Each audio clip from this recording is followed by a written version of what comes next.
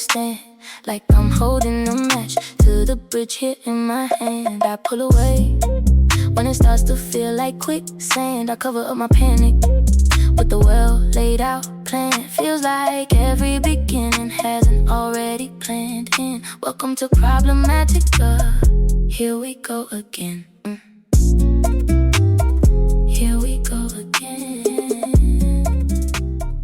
All right, it's the first episode of Problematica, which is actually a spinoff of Michelle in the Middle,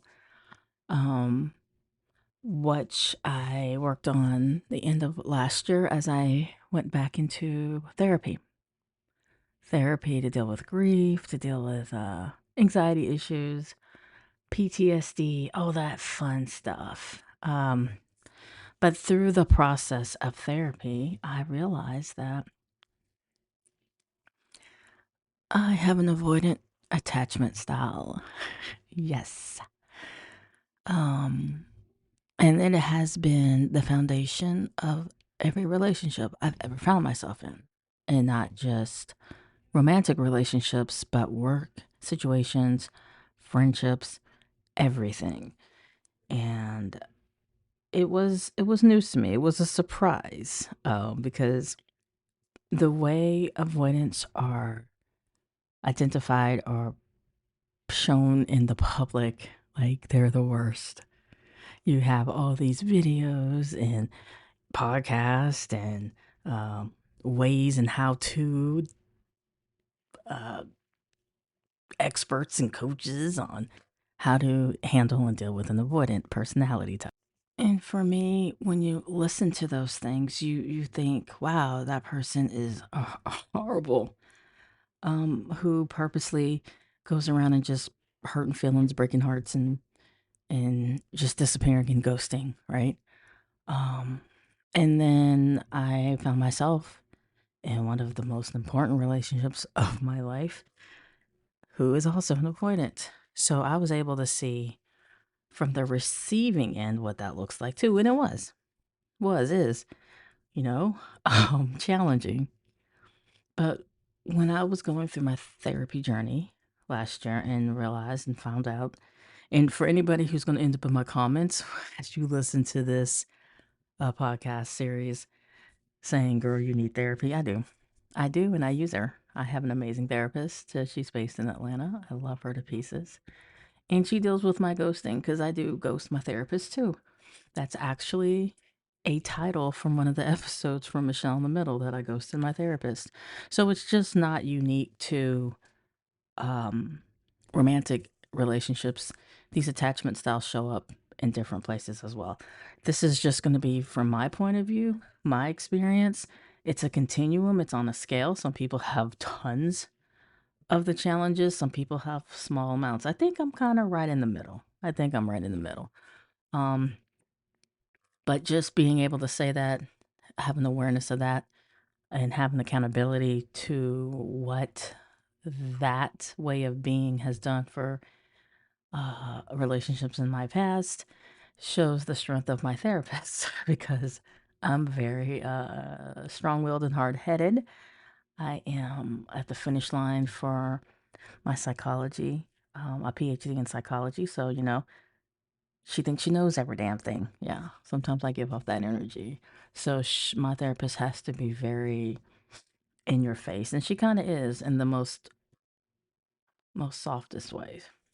But I say all that because it got me to where I'm at today, which is really to express attachment, avoiding attachment from the point of view of the person who has it and is working to address the challenges around it. Again, because most of the stuff I see is either people talking about, how do you get your avoidant back? How do you know if avoidant's coming back? How do you know if an avoidant loves you? Blah, blah, blah. As if we are some unique unicorn horse hybrid something. Well, I guess a unicorn is a horse hybrid. That's a horrible example.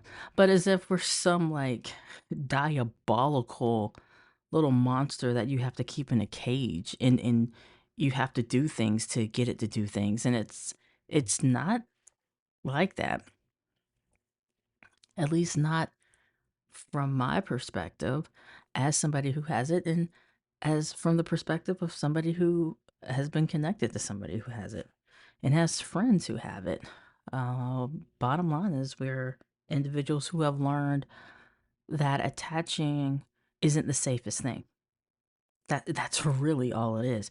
Now, I'm not talking about individuals who are jerks, and they're going to be jerks no matter what their attachment style is. I'm not talking about the people who use it as an example or as an excuse for crappy behavior. And I'm not talking about people who get it mixed up with narcissistic behaviors.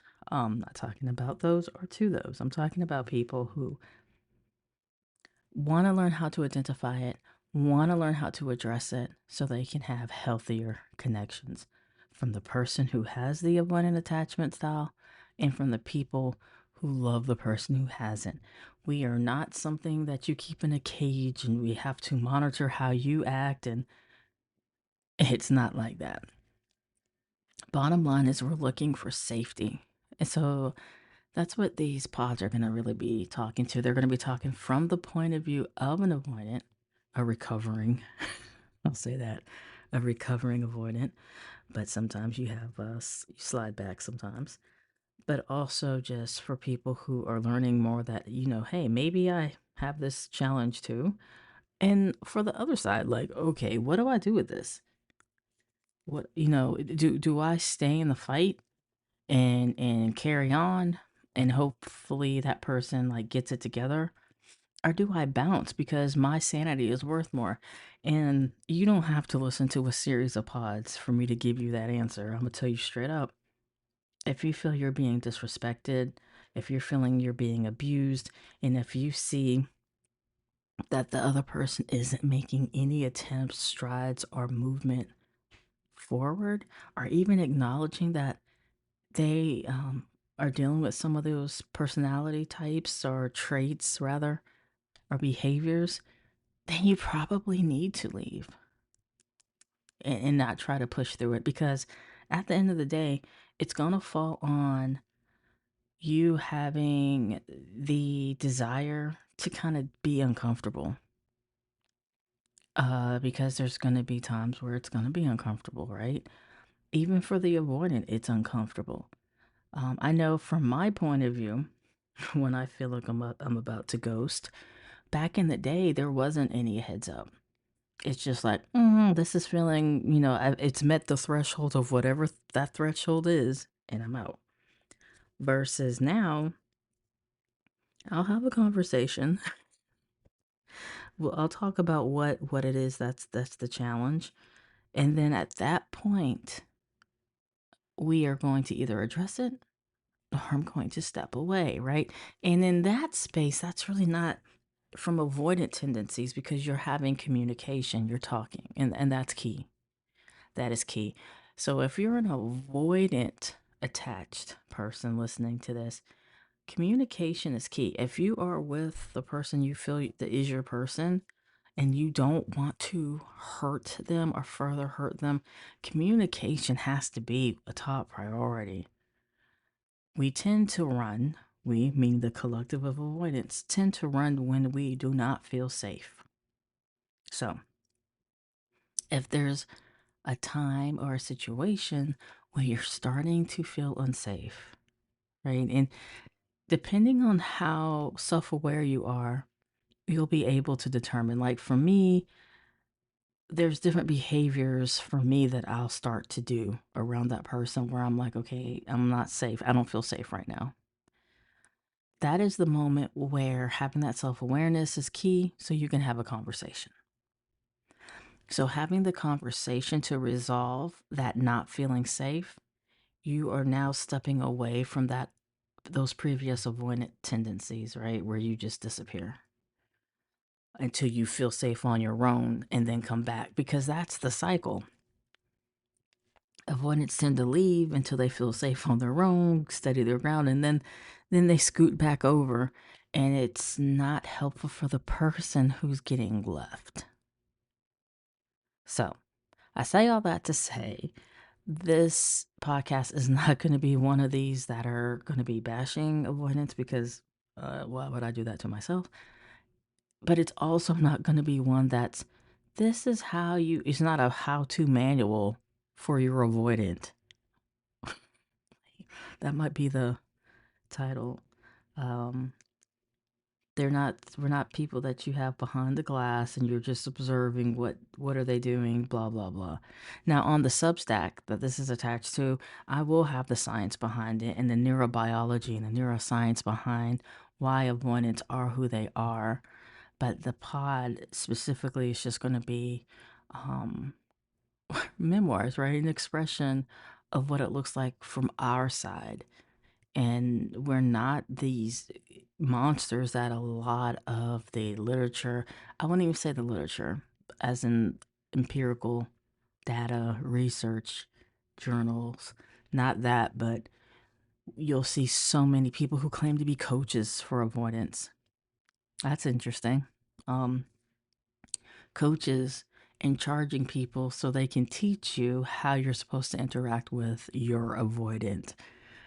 Yeah, but that's not what this is going to be. This is just going to be somebody who has that attachment style, who's working through it, who's in therapy for it, who's making steps toward being able to recognize what a healthy connection is, and just taking anybody who wants to go along on the journey, be it that you might be an avoidant, because on the Substack, I'll have like different quizzes, worksheets, and things to help you work through that. Like, okay, you're not feeling safe right now. What do you need to do right now to prevent you from running? Right? That's one of the first things you might find on the Substack. And for people who are dealing with avoidance, how do you know that your avoidant is being the avoidant individual, not your avoidant? That just sounds weird. Um, is not feeling safe. And the first step is have a conversation about when I start to notice these things, are you going to be open enough to receive? And here's another thing before I wrap this episode up is not every avoidant, because you'll see people who have videos and they talk about the avoidant actually looks for particular types of partners and stuff. And I can't say that has been my experience. I'm not looking at and like, okay, this is my mark because they do this, that, and the other. I will say we tend to attract, you attract what you are. So it's not abnormal for avoidance to be connected to another avoidant or somebody who has anxious attachment. That's a whole nother dynamic. An anxious attached tendencies with an avoidant attachment tendencies person together, it can be very interesting, which we'll have a whole other episode on that because I was married to an anxious attached individual. So that's a whole dynamic. So attachment styles, they do play a role in behaviors when it comes to relationships.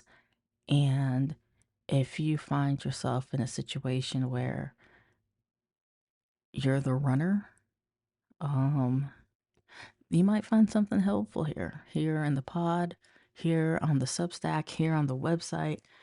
Um, Check it out. We do have the premium, the paid subscriptions where I'm actually going to break down each relationship and show where my tendencies played a role, but also if there's themes and things to look forward to. It's just on the paid membership because I still have people who monitor me, even though we no longer talk. And I don't want them to feel I'm telling their business. I mean, no names will be used, but it will be pretty obvious uh, if they sneak on over there and read a certain letter. And that's what it's going to be called, right? Letters to all the boys I've loved. And it's really just going to kind of break down what those attachment relationship styles are. It's really going to just break down what an attachment looks like in real time, number one. Number two, if the other person has those similar or different attachment styles, how they look interacting with one another. And there are a lot of laughs along the way. Tons of laughs along the way. Um, I would say about 85% of all my exes I'm on good terms with. There's a handful that I'm not. Uh, Totally okay with that. Totally okay with that. So definitely check out that over on the Substack as well. So thanks so much for listening to the voyage of the first uh, part of this journey. And hopefully, this will be able to be a tool that people who are just finding out that they have an avoidant attachment style, or people who are in relationships with them, little tools, techniques that can help them along the way. I do have heavy clinical stuff on the website and the Substack, but also broken it down into more digestible elements that you can utilize on your day to day. So, hi, my name is Michelle, and I have avoidant attachment style, and I'm taking you along on the journey with me. All right, you all take care, and until next time, stay safe out there.